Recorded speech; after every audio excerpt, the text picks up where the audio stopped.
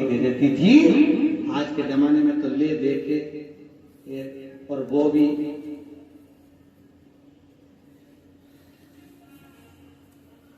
खैर आप सबकी बहू में तो भगवान की कृपा है, बहुत अच्छी मिली है। और जैसी भी मिली है, ईमानदारी की बात है, आज के समय की बहुएं तो फिर भी अच्छी है।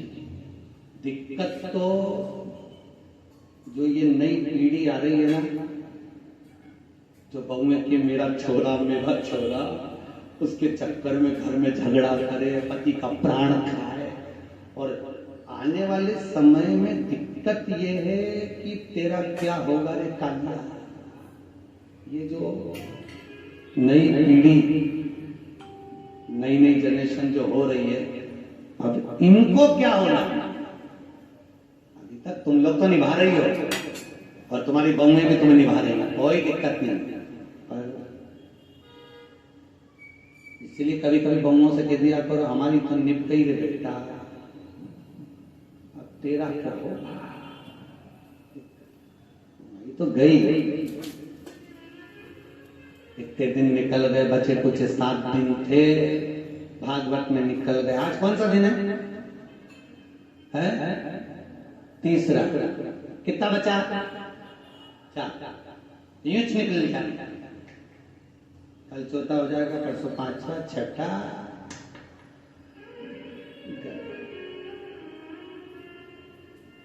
कहीं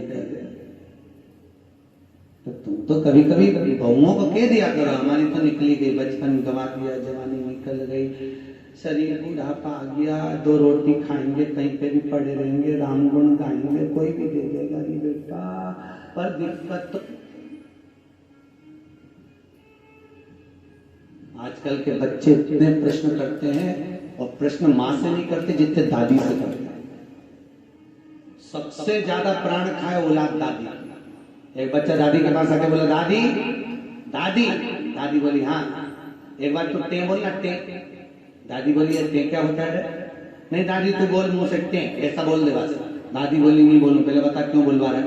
दादी तू बोल तो सही, टे नहीं बोलूं। पहले बता क्यों बुलवा रहा है? दादी ने 5 रुपए दिए, ले टॉफी खा लेना, अब बता मुझसे टे क्यों बुलवा रहा है? दादी कल मम्मी पापा पलंग पे बैठ के बात कर रहे थे, जब अम्मा टे बोल जाएगी तो सारी जायदाद अपनी हो जाएगी, सारी जायदाद। तो तुम ध्यान रखना रे हो इंदौर वालों, टे मत बोलना भूल से। बच्चे इतना प्रश्न करें। एक छोटा बच्चा अपनी दादी की गोद में आकर बैठ गया, बैठ कर बोला दादी दादी। दादी बोली हाँ। आज वो पड़ोसी है ना लल्लू, हाँ, उसके यहाँ पे बूंदी का रायता बना, बूंदी बनी, सेव बना, पूरी बनी, सब्जी बनी चना की। दादी बोली वो तो बनेगी, क्योंकि उसकी दादी मर गई तो 12वें का भोजन बना है। इतने में बच्चा बोला दादी अपने यहाँ कब बनेगा? दादी ने एक धर के दिया। अच्छा बच्चे भी बहुत प्राण खाए तो दादियों की खाए, क्योंकि दादियों को ज्यादा शौक था। बेचारी बहू छोरा छोरी नहीं देवे तो दादी करे, एक तो कर लो रही, मैं पाल लूंगी, मैं बैठी हूँ, मैं हूं ना संभाल लूंगी, मैं हूं ना संभाल लूंगी, मैं हूं ना संभाल लूंगी। अच्छा इनको ना जाने क्या शौक भगवान। दिन भर अब छोरा बहू का छोरा छोरी हो गया ना, अभी भी आशा लगा के बैठी है, बस बहू क्या छोरा हुआ, मेरे पोते का ब्याह हो जाए, पोता बहू आ जाए, बस मैं सोना की सीढ़ी चढ़ जाऊं। बताओ सुखदेव आश्रम की 4 सीढ़ी चढ़ते नहीं बन रही, सोना की सीढ़ी चढ़ती चली। यहाँ पे तो हापड़ी भरा रही है सोना की चढ़। और औलाद भी ऐसी, पर पोता भी हो गया तो सोने की सीढ़ी जब दादियों की चढ़ाए, कई जगह हमको बुलाए देखने के लिए, गुरुजी आओ हमारी अम्मा सोने की सीढ़ी चढ़ रही, तो इतनी सी सोने की सीढ़ी बनवाए पट्टा, इतनी सी सीढ़ी चढ़ जाए, वो सीढ़ी मुड़ जाए पर अम्मा नहीं चढ़े।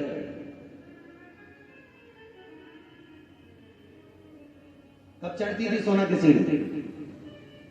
गरुड़ पुराण में लिखा है सोने की सीढ़ी जब पर पोता हो जाता था और डोकरी मरती थी, तब अर्थी पे सोने की सीढ़ी चढ़ती थी। और आजकल कब चढ़ती है? जीते जी तो जा, ब्राह्मण कभी नहीं करता। इसलिए आज भी सोने की में ब्राह्मण भोज नहीं होता। कभी देखा आप लोगों ने? सोने की सीढ़ी में कभी ब्राह्मण भोज नहीं होता, क्योंकि सोने की सीढ़ी का भोजन कभी ब्राह्मण नहीं करता। क्योंकि सोने की सीढ़ी जिस दिन मरता है उस कहां प्रणाम करते हैं? मंदिर के पीछे। जितना आगे प्रणाम नहीं करेंगे उससे ज्यादा पीछे करेंगे। कौन से शास्त्र में लिखा है कि मंदिर के पीछे प्रणाम करो? कौन से पुराण में लिखा है कि मंदिर के पीछे प्रणाम करो? कहीं लिखा दिखा? अरे बोलो तो सही, किसी शास्त्र में पढ़ा? ईमानदारी से बोलना।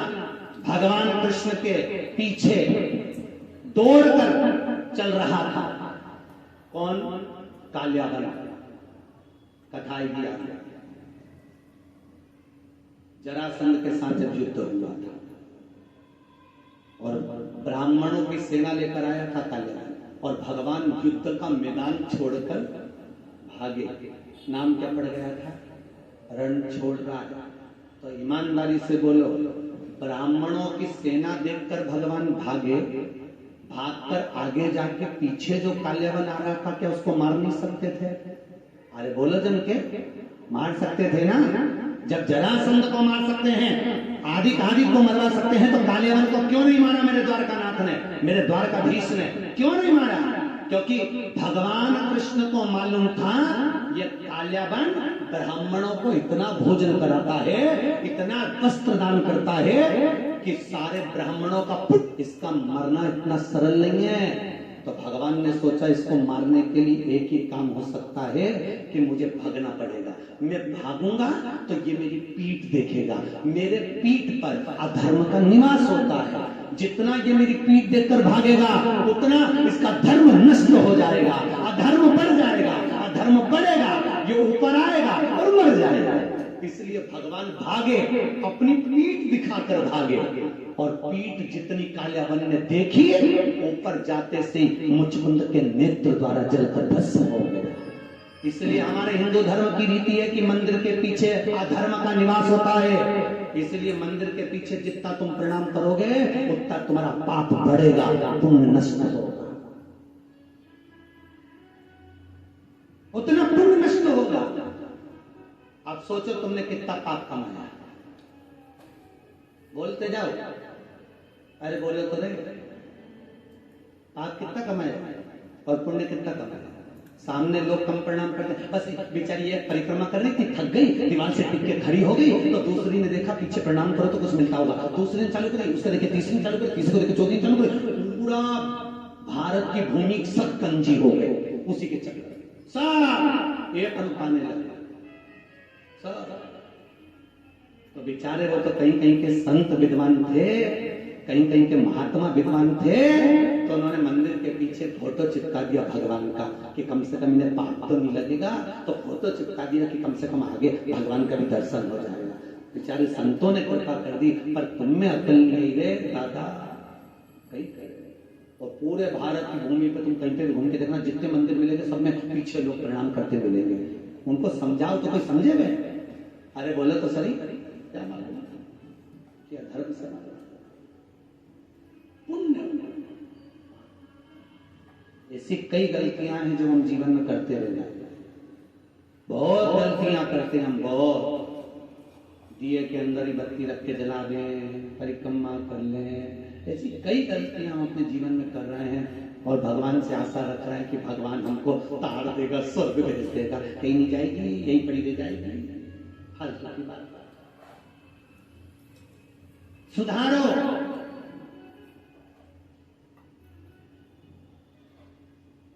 कुछ लोग अगर भक्षण करा होगा तो स्वास्थ्य का खराबी हो जाती है, कुछ जीवन को भ्रमता उत्पन्न कर दिया। हमें बचना उस भ्रम से, हमें डरना उस भ्रम से।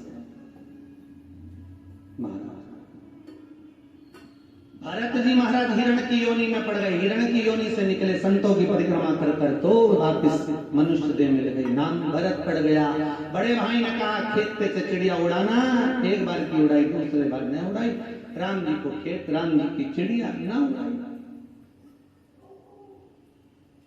राजा जड़ भरत नाम पड़ गया। भरत जी को जड़ भरत, जड़ मतलब पागल, पागल मतलब मूर्ख।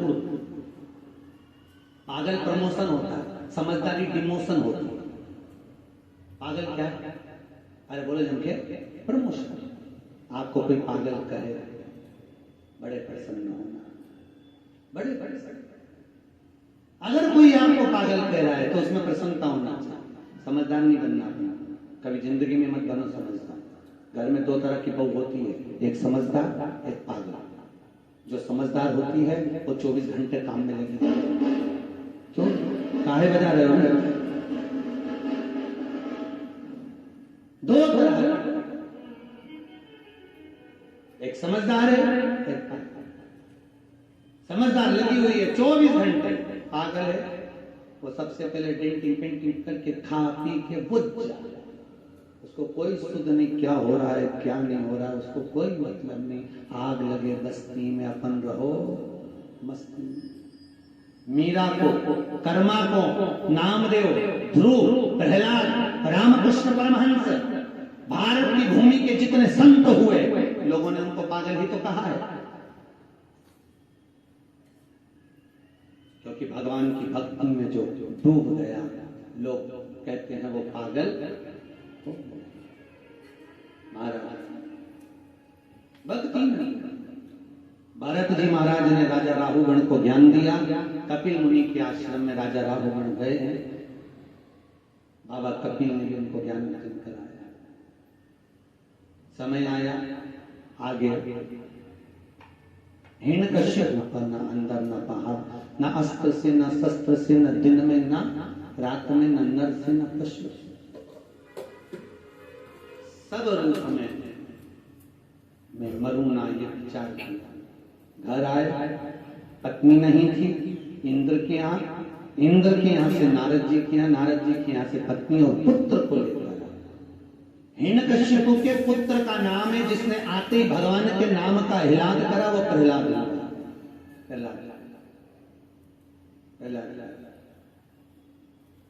लेकर आए, विद्या अध्ययन करने भेजा। जिसको गर्भ का ज्ञान हो उसे बाहर के ज्ञान की जरूरत नहीं पड़ती। गर्भित ज्ञान प्रथम ज्ञान है गर्भ। इसलिए हमारे यहाँ पर बुजुर्ग माताएं कहती हैं गर्भवती नारी को भजन करना चाहिए, कीर्तन करना चाहिए, कथा सत्संग श्रवण करना चाहिए। और आज के जमाने में डॉक्टर कह देते बेड रेस्ट, पलंग पे पड़ी रहो, दिन भर टीवी देखती रहो। और दिन भर टीवी में ढिसुम तो वो औलाद भी ऐसी पैदा होती है, दिन भर ये वो तोड़ती फिरती है। मिले रोते ही मिले तो औलाद भी ऐसी पैदा हुई है, एक मिनट सपनी नहीं बैठे। एक मिनट कई बुजुर्ग माताओं को तो बहुत गुस्सा आ जाता, कह देती है बहू हमारी भी 4 औलाद थी, खिला दो पटक दो, आराम से खेलती रहे। ऐसी औलाद तुमने पैदा करी है, 2 मिनट जेल से नहीं दे रही है, 2 मिनट। कई मारता है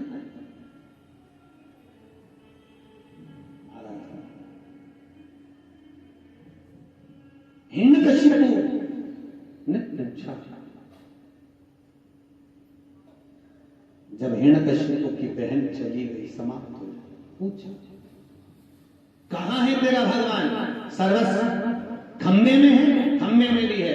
गदा का प्रहार करा, खंबा टूट के नीचे गिरा, नरसिंह भगवान प्रकट हो गए। बोले नरसिंह भगवान की, नरसिंह भगवान प्रकट हो गए। शाम का समय था, पकड़ा, दहली पर ले गए। न नीचे मरे न ऊपर, जंघा पर मारा, न अंदर न बाहर, दहली पर। न अस्त्र से न शस्त्र से, न दिन में न रात में, शाम के समय, न नर से न पशु से, नरसिंह बनकर, ना ही 12 महीने में मरे, इसलिए एक अधिक मास। हाथों को फाड़ा, आते निकाल कर गले में धारण करा, देवताओं ने पुष्पों की वृष्टि करी। बोले नरसिंह भगवान की, नरसिंह भगवान का आनंद सुख प्राप्त।